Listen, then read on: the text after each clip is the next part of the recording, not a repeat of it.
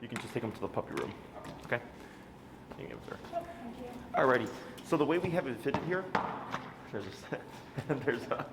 a rise there. The way we have it fit is very snug. Okay, because since she has fur, it acts as a buffer. So people typically they put it too loose, and if it's too loose, you're not going to have good contact, and it's going to affect your number. Okay, the more snug we have it, better contact we have, the lower we're going to be on the collar. We go high up on the neck, as you can see here, just behind the ears, because that's more sensitive. Okay, down at the base of the neck is less sensitive. So then you'll end up being lower in terms of power than you would be if you're down here. Okay, so what we're going to do is in the videos I talked about finding a connection number, a perception number, and of course a working number, right? Is we're going to find that working number. The working number is super important because that's what is going to make this effective despite the environment. So it doesn't matter if you go from like here, which is obviously quieter, than if you were to be like at the park where there's more dogs, okay? So here you could be at a lower setting because there's less to have to deal with, but over there you would be at a higher setting, okay? So using e-collar is really just like a lot of common sense and just like knowing when to adapt to the situation. And then once you figure it out, like you just naturally like go to these levels without even really thinking about it, okay? Now, do you have any questions before we get started? No. All right, so let's go ahead and bring her over. Okay. All right, and then on your remote here, what is it currently set at? 0. 0. I'm gonna have you go to 15. And if you land 14, 16, 17, it's okay. It's a general range, okay? Otherwise, you'll sit there and you'll be constantly, yeah. So general range is fine. So here, I'm gonna have you keep your leash like you have it. We're gonna take a look at her and we're gonna watch her. And when I say tap, you're gonna press on the bumpy button, okay? The Nick one. So tap, tap, tap. Okay, so you see how there's no response to this? Is turned on, correct? Hit the pager function on the front. That one, yep. Yeah, it's turned on, good. So let's go ahead and go to 20.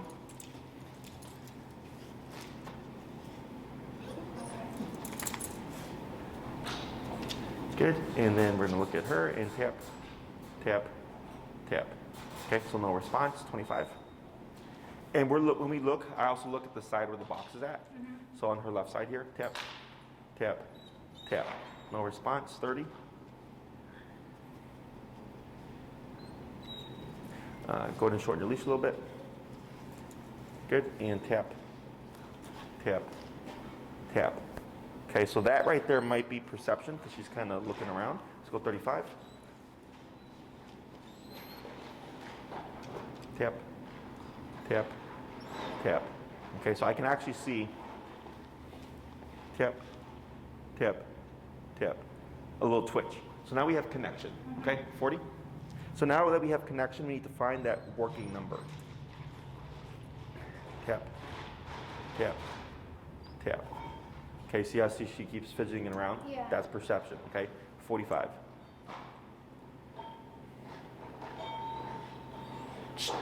Tap, tap, tap. 50. We're getting close. Tap, tap, tap. There we go. We're gonna start at 50, okay? So here, that number may change. But what I wanted you to recognize was first, I saw a very subtle twitch. That was connection. And then we saw a little bit of her kind of just going, what's going on? Yeah. That's perception. When you hit 45, 50, she went from moving over here to moving closer to you. So she gave a bigger response, right? That's what I would dub working range, okay?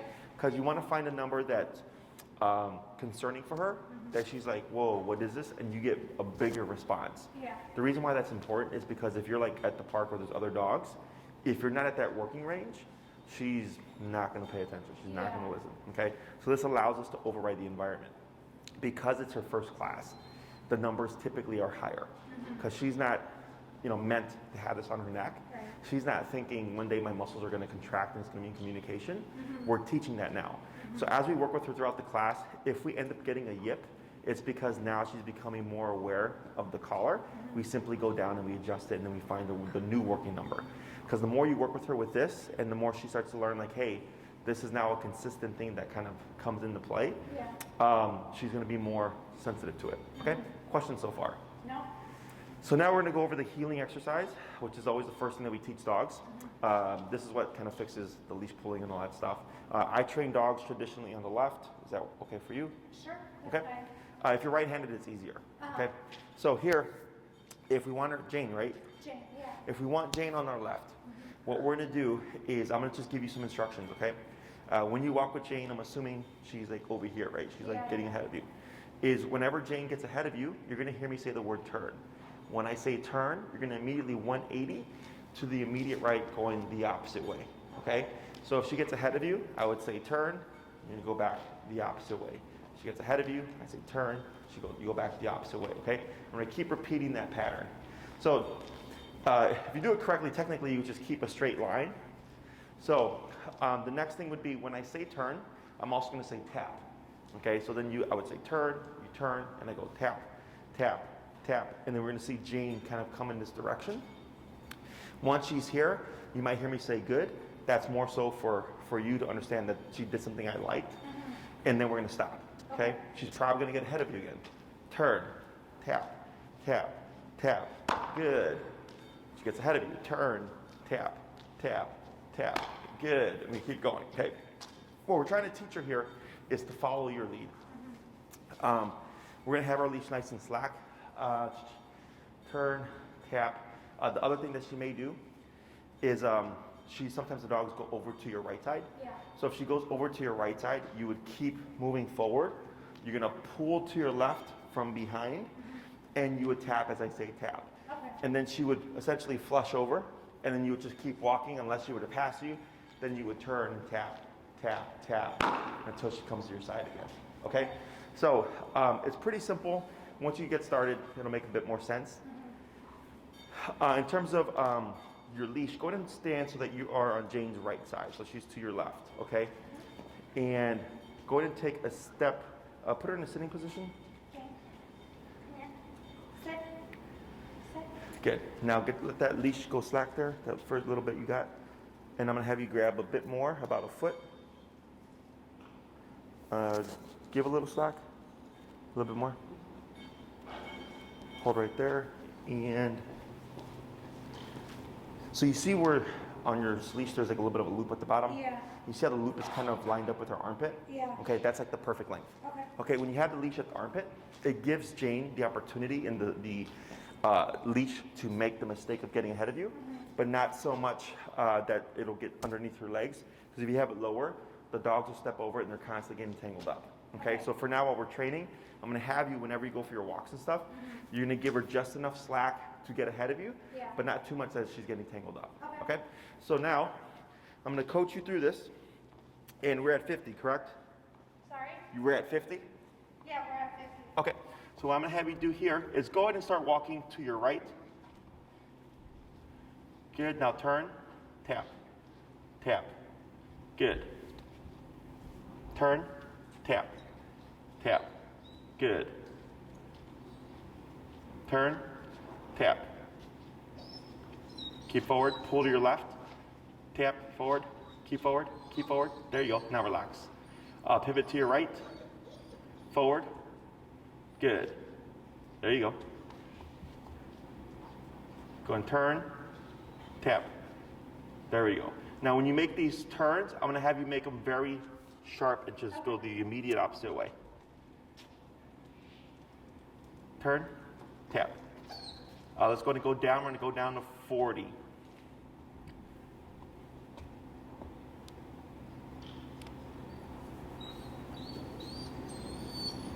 Good. Forward. Turn. Tap. Good. Pull to your left. Tap. Good. Keep moving. Forward. Good. Turn.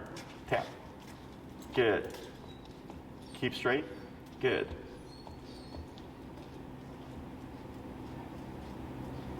Going slow turn. Good. Now pick up your pace. Tap. Good. Pull to your left. Forward. Tap. Good. Relax. Good. Pull to your left. Good. Turn. Tap. Good. Keep forward. Pull to your left. Tap. Good. Let's go ahead and go down. We're going to go down to 30.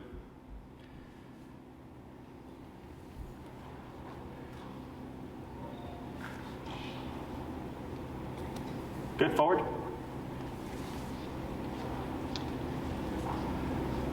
Turn. Good. Pull to your left. Tap. Good. Relax. Good. Yep. Perfect. Keep forward.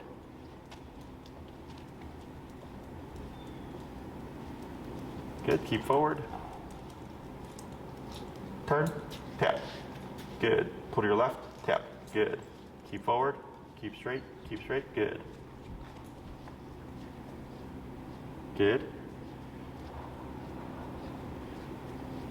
And keep your pace and turn. There you go. Good. Now slow walk here. Slower. Stop. Good. Okay. What did you see there? She quickly got the hang of what was going on, I think. Yeah. No, she caught on super quick. Yeah. Usually with my clients, it's a lot more of this back and forth before the dog gets it. She got it really fast. Yeah. Okay? Yeah. Do you understand how this concept is working? Yeah. What are you understanding? That she, when I'm tapping, she knows that there needs to be a correction, Correct. And yeah, which is? which is to walk on my left side. Correct. How is she able to put that together? She's really smart. Sure. What else? How is her brain working to tell her, like, this is where she wants to go? How is she able to plug that together? Just, I don't know the feeling of it, when there's something, I don't know. Right? So the reason why I do this is because Yeah. I want you to start understanding how a dog thinks. Yeah. Because people think a dog thinks like a human thinks. Right. Right? So if you said, Jesse, walk in my left side, I would just go to your left side. Yeah. I understand what walk in my left side means by definition. Okay? Dogs don't. Right. Dogs learn things by association. Okay? So the way this breaks down is most trainers and most people, when they try to teach the dog to walk at their side, is when the dog goes ahead of them, they'll either, remote them, yank them if they're using a prong collar, or they'll pull them back and they'll say, no, heel. Right? And they'll keep walking, the dog goes ahead, they yank them and go, no, heel, right? And they're expecting the dog to kind of connect the dots of like, don't do that, I need you to walk here. Yeah. But they don't understand what those words mean. So we're not saying anything here. All we're doing is whenever Jane gets ahead of you, you're going the immediate opposite way, right? So now you're going away from her, but then this kicks in. So for Jane, when she gets ahead of you, she feels it. She goes, I don't like this. She turns around. Oh, mom's going that way. She catches up, it disappears, right? And then she gets ahead of you again, it kicks in, she turns around, now mom's going that way. She catches up, it disappears. So now she's starting to think, hey, every time I lose sight of mom, this thing kicks in, I don't like it. And also, mom's always going the other way, right? So then she starts thinking, well, maybe I should start paying attention now, right? So then when she's here, that's when we start to see her walk at your side. That's her understanding or breaking down that concept of this is where I want to be. So once I saw that she was being mindful of you, that's when I said walk slow, right? And then you change your pace and immediately she slowed down with you. And then I said slower, and you went even slower. And then I said stop, and there she is, okay? What's the other thing that you're noticing right now? She's paying attention to what's going on over there. A little bit, right? But what else? She's sitting And and not moving. not She's moving. sitting. Yeah. So earlier when you came, Yeah. all of this, right?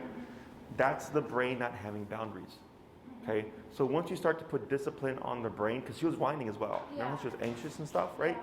Because for dogs, anxiety can come from overstimulation or the too many options, Right. right? And what we did right now was just eliminate options. You said, hey, none of this stuff matters right now. What matters is that you're here. Okay? Now, we didn't put her in a sit either, Right. right? She opted to sit herself. Yeah. So here, when you start to remove options, all that's left is be calm. Right. Okay? So then she's like, well, if I'm going to be calm and relaxed, I'm just going to put my butt down like this. Does that make sense? Yeah. So, in order to create these things, it's really removing things that they could do Yeah. to get it. Whereas most trainers will say like, oh, when a dog sits, give them a treat, which works as well. But it doesn't do stuff like this. Right. Because the dog will still be on everything in the environment.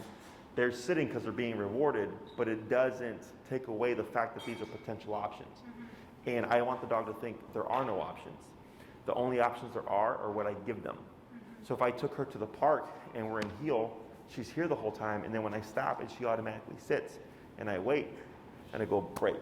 Yeah. And break means now you can sniff and run and play and Right. pee and poop and roll around. Yeah. Now those options are available to you. Yeah. But when we're working, they're not. Okay, so that's how we start to create calmer behavior. Questions so far? No, I just can't wait to be. I tried taking her to the park this summer and it was like a disaster. Sure. Yeah. Yeah. And again, this transfers easily to the outside world. Yeah. It's just a matter of knowing what your number is. So we started at 50, then we're down at 30, I think, right? And the reason why we went from 50, we went 50 to 40, because I started noticing she was being too sensitive. Yeah. Okay. So then we went down to 40. It was good for a bit, then she was too sensitive to 40. We went down to 30, right? And I went down in bigger jumps because I have a good eye. I can recognize, how much to go down. Because if we would have went down like 2 to 3 levels, it would have still been too much for her. Yeah. And then she would get too panicked. Okay, so then I don't want her to be panicked, but I do want her to respect that when we're walking, she should be at my side. Yeah. So that's what that working number is. It's I operate with as low as possible, but as high as needed. That's how I operate. Okay. Whereas most trainers promote as low as possible, and you only go higher to correct, which creates a constant low to high approach. And here, when you have that right number, what you would find is if you were walking from like maybe your home to the park, we find that nice middle ground that we don't have to go lower to higher. Like she should just go into a new setting and still adhere to the command that she's under because she respects the command enough, okay? And as we go along, it'll make more sense. Questions? No. So we're at 30. We're gonna go ahead and keep repeating this exercise. So when you're ready, go ahead and start walking forward.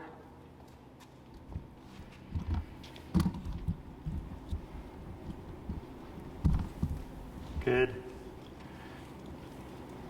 Now here you're going to do a slow turn. Good turn. Yep. Going to pick up your pace. Good. So see how she turned with you? Good. So there we don't tap because she was moving in sync with you.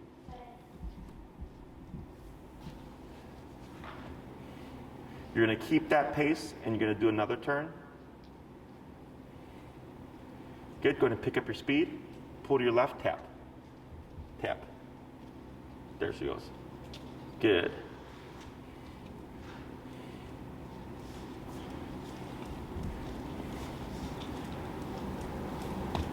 Then keep your speed. Do a turn. Good turn. Go ahead and pick up your speed. Go a little faster. Good. Now walk slow. Good. Go ahead and pick up speed.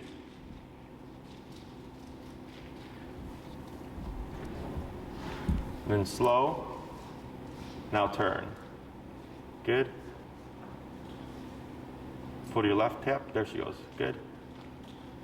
Now turn here. Tap, tap, tap, tap. There she goes. Good. Keep forward. Now slow walk. Turn. Pull to your left, tap. Good. Keep forward. Good. Tap. Keep forward. Tap. Good. There you go. Good. This is okay. Good. You're going to keep your speed and turn. Good. Slow walk. Good. Slower. Stop. Okay, so here you see how she's a little bit behind you.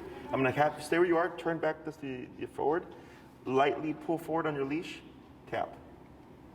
Tap. That's fine. Go and take a step back. Good. Now, I didn't want her to sit down. I wanted her to move up. Okay? So heel is a very specific looking command. People tend to think of it as the dog's not pulling that much, but it's not about how much the dog is pulling or not pulling. It's about their positioning. So heel position is her right shoulder parallel to your left leg. Yeah. Okay? So when you're walking with each other, she can't pull you because she's supposed to be here glued to your hip. Yeah. Okay? So then most people, when they're walking with their dog will get a little bit ahead of them. But because it's not this anymore, Yeah. they let it go. So then when I see them, later on in the training, I go, oh, like you need to correct that. And they go, why? The dog's not pulling that much. I'm like, but it's not about how much they're pulling. Right. It's about the positioning, okay? Because eventually an inch becomes 6 inches, becomes back to this again, Yeah. okay?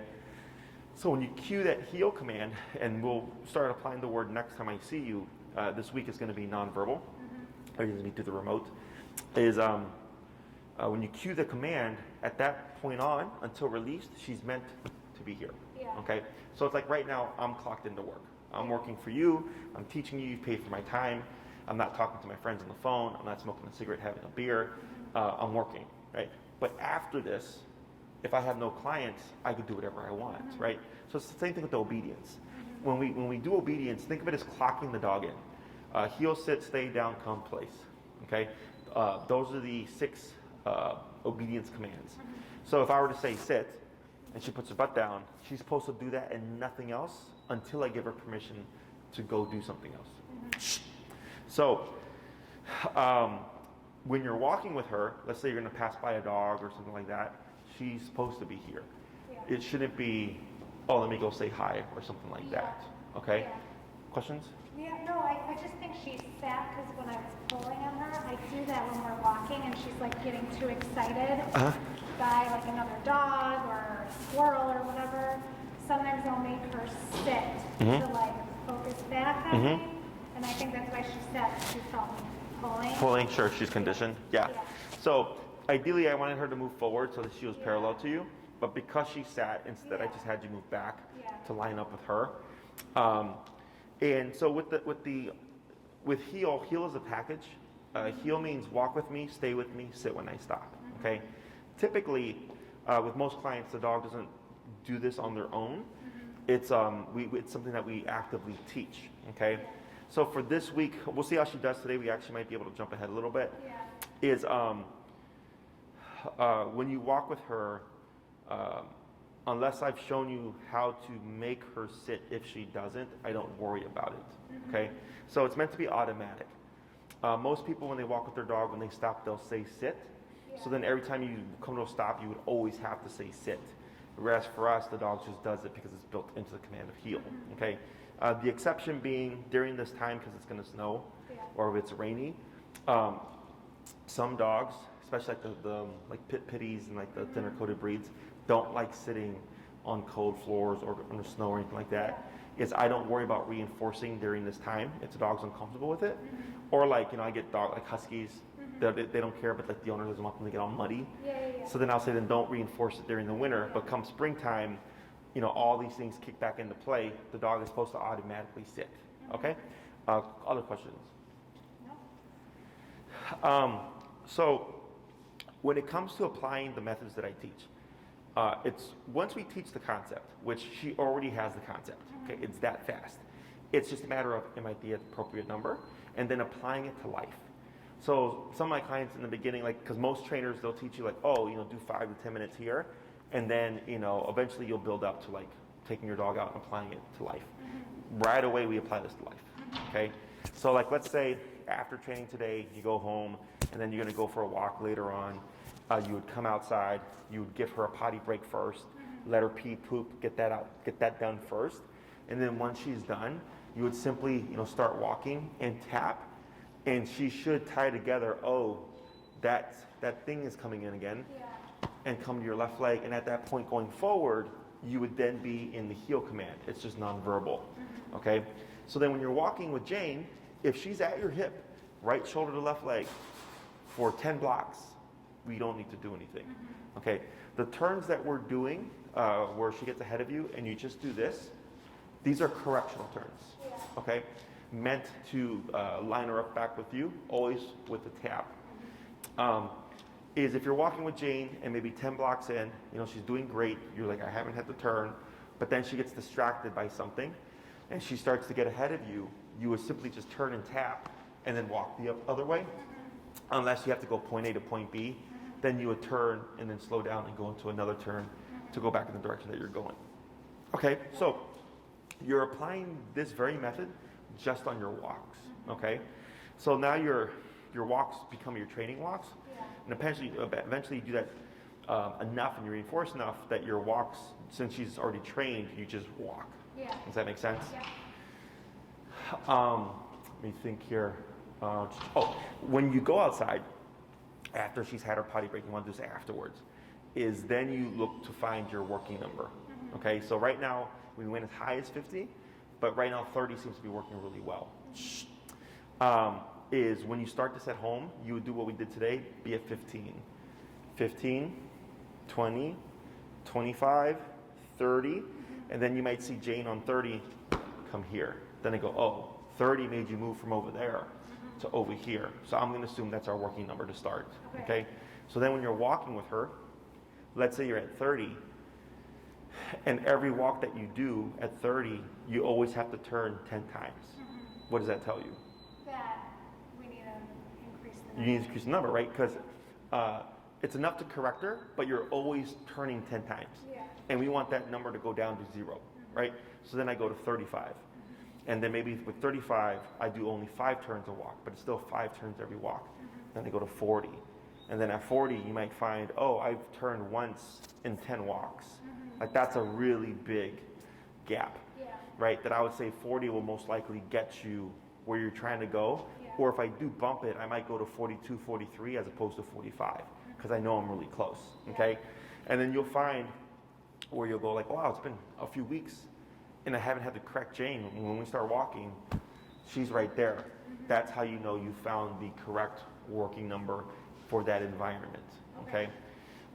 If you were to go into a new environment, dogs don't generalize, so, and then plus there's more stimuli because it's a completely foreign environment, is like, let's say you went to the park and your 40 was working perfectly, but then at the park, she's back to like all over the place. You would kind of do what we did here. You're at 40, I go to 45, not working, 50, not working, 55, and you could be like 80, and then finally she goes, boop, right? And then she's paying attention. Because of like the novelty of like being a completely new environment, that makes sense.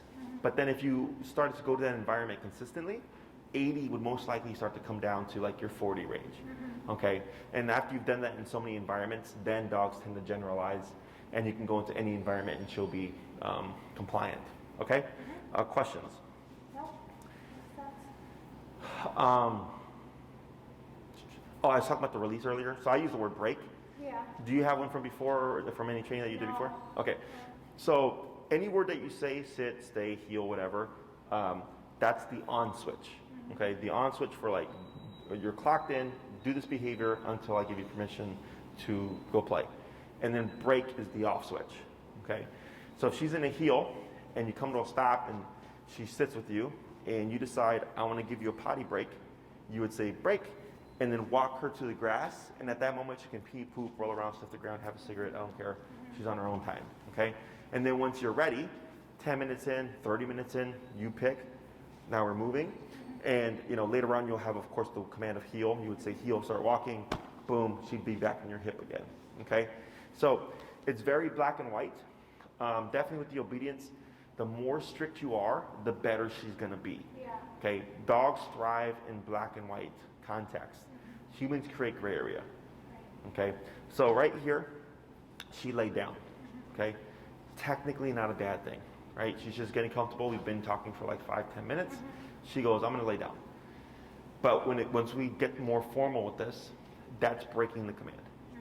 Okay, because heel is walk with me, stay with me, sit when I stop, right? The reason why I'm letting this slide is because this is a little bit more advanced, but also she's sitting on her own. Yeah. We've not taught it formally yet, right? So once we teach it formally and she's taught to sit automatically through a remote collar, if she were to try to lay down, we would actually correct her back into the sitting position, okay? So again, gray area. Most people go, oh, the dog's just getting comfortable, right? Because they're not doing anything bad. Right. But I go, but the dog's breaking the command. Right. And the way you want to look at it is as for Jane, she's sitting and she decides, I'm going to lay down. It's a decision, okay? And it's a tiny little thing, right? Yeah. But then it can become, oh, we're walking, but I want to chase that squirrel. Yeah. Or I want to say hi to that dog. Or I want to say hi to that person, right? It becomes bigger problems. So if you let them have those little leniencies, they end up with bigger issues, okay? So with being very black and white, and it's like, nope, tap, you can't lay down, you're gonna stay seated for the next 10 minutes or whatever until I say heel again and we're moving, otherwise you're gonna be corrected. That's where dogs thrive, okay? Yep. And I don't really care about that stuff until I've actually taught it, Right. so this is fine. Yeah. But that's something to keep in mind because, you know, again, people think logically and they're like, oh, but the dog's just laying down, right? Especially if I have like a reactive dog, a dog that lunges and barks at dogs. Yeah. They'll say, oh, the dog's just laying down. I'm like, I get that. But they just made that decision so then they can make the decision of, I'm going to lunge and bark at a dog as well. You know, so they don't differentiate that we're letting her do this because we understand she's tired, Yeah. right? Other questions? No. Okay, we're gonna do a bit more. Okay. So here, what I'm gonna have you do is instead of going forward, go ahead and just pivot off to your right here. Yep, tap. Good.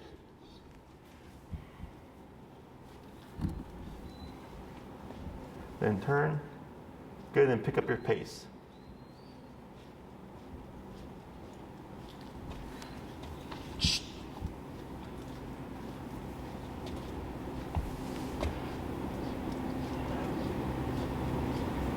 And slow to turn. Good. Tap left to your left. Yep. There you go. Good. Now slow walk. Good. Speed up. Good. Pull to your left tap. Good. Tap. Good. Turn. Good. Slow walk. Tap forward. Tap. Tap. Tap. Tap. Let's go to 35. Good. And like right there where she's at next to you, that's like the perfect position. Both when you're walking and when you're stopped. Okay? Forward.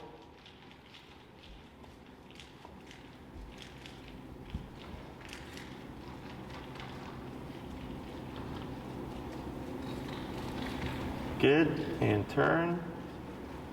Good. Turn. Slow down.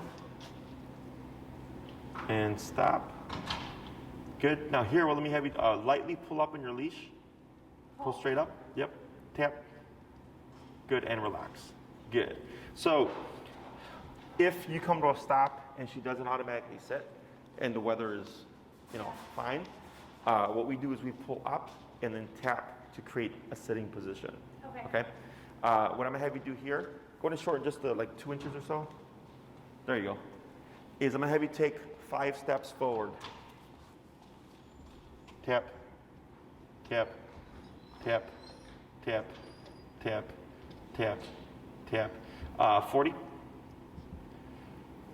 And you're going to keep where you're at. This is good. You're going to lightly pull forward and tap, tap, tap, tap. 40. There she goes. Good. Now here. Good. And then just take a step to your right. Good. So what we call that is shutdown or resistance. Okay? So it's normal to see because since we're using negative pressure, the dog goes, oh, this is uncomfortable. And a lot of times they'll either try to go into flight response or they'll go into, I don't want to deal with this, and they'll hunker down like that. Yeah. Okay? So you were at 30, then we went 35, and then we went to 40. And on 40, on the 4th or 5th tap, she popped forward. Yeah. Okay? So what we're doing is we're overriding the brain. So when we see the shutdown, most people go like, oh, the dog, you know, doesn't like it, whatever, and they tend to stop. But this teaches the dog what? That if you do what I say, then you don't get the... You don't get remoted, Yeah. right? And then if we were to actually stop and not make the dog move forward, what do they learn? Then they can do that whenever. Correct, Yeah. right? So then we get unreliable obedience. Okay, and obedience is meant to be reliable. Right. So then, and the most important command is to come, the return. And so like, let's say with the heel, she's like, I don't want to do this. And maybe she is tired. Maybe it's been a long walk, whatever. But I at least have to make her move forward for that last bit. And then I could like give her a break. Yeah. Because if I stop there, she goes, oh, if I don't want to do this, I don't have to. And then the problem is, let's say she's chasing a squirrel and running towards the street. And I say, come. And I've let her have other commands where she doesn't have to do it. right there she has to do it. And then she decides, if I didn't have to do that, why do I have to do this? Right? And then that becomes a problem. Right. Okay? So when we see stuff like that, people tend to feel bad, right? Yeah. And I go, I understand why you feel bad, but if you let the dog have that, it's going to be unreliable, and you don't want to be unreliable in a situation where you need it to be absolutely reliable. Yeah. Okay? So all we do there is when she went to lay down, you just lightly pull forward to direct her, and then 35, 40, 45, 50, boop, there she is. And then we would go back down to whatever our original number was. Okay? So you're overriding her by slowly going up in power. And she's thinking, all right, I don't want to do this. I refuse, right? And then she's like, uh-oh, this thing is getting more powerful. I don't like it. What happens if I move forward? It stops. Yeah. And she goes, oh, if I become resistant, I make my life harder, right? Power goes up. But if I just move, my life is easier. Power stays the same. Okay? It's super common, and it's only in the beginning. Yeah. Okay, in most cases, it's only in the beginning, because the dog's going like, this is the first time I've ever felt this. I don't know what it is. I don't like it. Let me see if I can shut down and block it out. But once they learn that they can't, then everything is fine. Okay? Questions about that? No. Okay. Go ahead and go back down. Let's go back down to that 35. Good. And forward. Tap. Tap. There she goes. Get a girl. Good.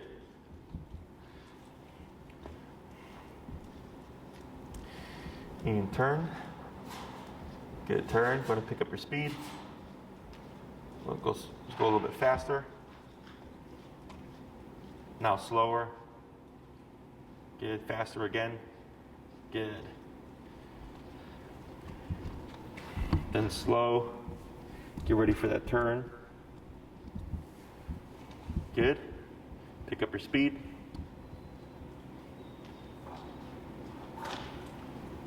Slow. Slower. Stop. Okay, now up on your leash. Tap.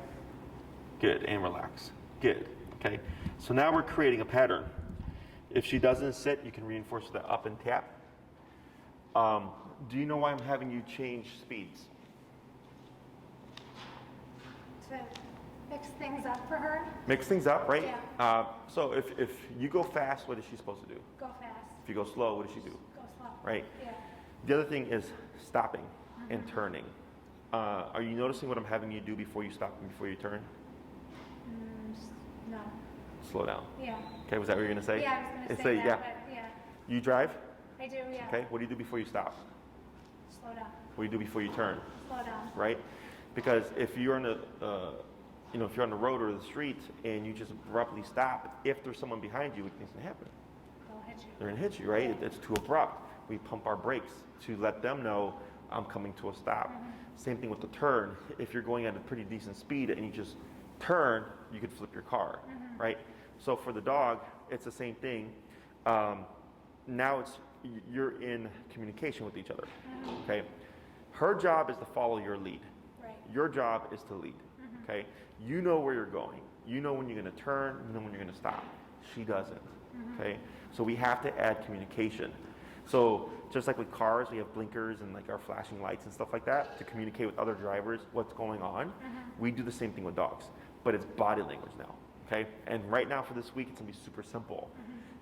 When you walk with Jane, when you come to a stop, always slow down, okay? At least 3 steps, more is fine, okay? So like right now I said slow, slower, and then stop. And then you did about approximately 6 to 7 steps, right? And that's why she was stopping with you. On some of these turns, especially when I was having you go faster, towards the end I said slow. Then I said turn. And on some of them I would say slow turn, right? And because you did that, Jane was walking right next to you as opposed to just veering off, okay? So now when you're on your walks with her and you're actively doing the healing exercise, you want to think to yourself when you come to a stop and when you're going to get ready to turn and she's paying attention, you want to slow down first, okay? This only applies when she's paying attention. If she's getting ahead of you, what would you do? Tap. And pull her back or slow down. what did you do earlier? I tapped. And Pulled her. when she was getting ahead of you? Oh, I turned. You turn. Yeah. There you go. Yeah. Okay. Everybody does that. Yeah. So remember, the pullback Yeah. teaches nothing. Right. You want to go the other way. So when she feels that tap, oh, mom's going over there. Yeah. Okay. So the slowing down only applies when she's paying attention. Okay. Because sometimes people get confused, and the dog will be pulling, and they'll slow down. I'm like, you don't slow down here. They're already not paying attention. Yeah. You simply just turning correct. Got it. Okay? Once she's in sync with you, slowing down to a stop and to a turn apply. Okay? So that's also one way you can test how she's doing. Yeah. Is if you're walking with her and you go blocks and she's doing perfect. Is if you just abruptly stopped, it's unfair. She's gonna go. Yeah. Right? It's too quick. We would slow down. Yeah. Okay? So if I go for 10 blocks and I slow down and she just keeps going, that tells me she was on autopilot. Yeah. So then I would turn, tap to bring her back. Yeah. Okay. So when you're walking with her, you can do changes in speed in the middle of the walk Yeah. to see where she's at up here. So and slowing down is the most obvious one. Okay. Because obviously if you speed up, you're going to be going into her visual. But if you slow down, you come out of visual. And dogs have a wider preference than we do. Okay. So if you're here, so I can see my hand right here, right? And then all of a sudden it goes away. Is for her, if you slow down, you go out of her range, and she's too focused on this, she's not paying attention. Yeah. Okay? Because here, when you slow down, she's slowing down with you. She's keeping that left leg in her peripheral range. So that's one way to test that. Okay? So that's how we kind of force mistakes is during the walk, because people go like, oh, the dog's doing great. Like they're going by the successes. Right. But we learn more from the failures. Right? So by me slowing down and her making that failure or that mistake, it allows me to correct her to then teach her like, nope, you have to be more mindful of that. Okay? Does that make sense? Yeah, that makes a lot of sense. Questions? No, I think that that's why I didn't say slow down when you were asking about turning, because at the beginning I was just turning. Correct. So now I get it. Yeah, the two different turns. Yeah. Yep. Okay. Other questions? No. All right, so let's go ahead. What I'm gonna have you do here is I'm gonna have you go back and forth and change up your paces. Okay. And you can go from like drastically fast to drastically slow. Okay. You pick and choose. If she's being mindful, she should just be right there. Of course, if she goes to your right, you would tap, pull to your left. If she were to get ahead of you, you would simply do that quick, abrupt turn and tap to correct her to line up at your leg. Okay? Go ahead. Tap. Good.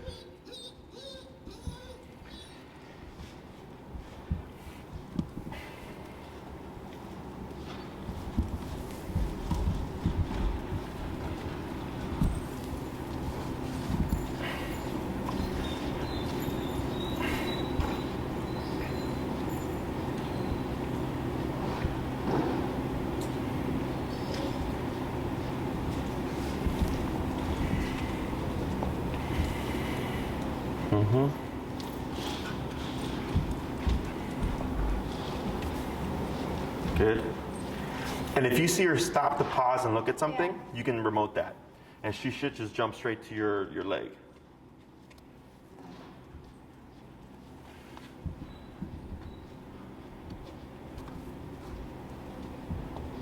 Good.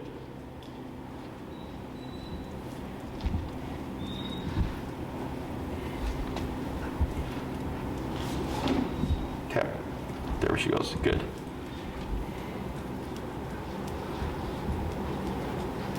I'm gonna do one more.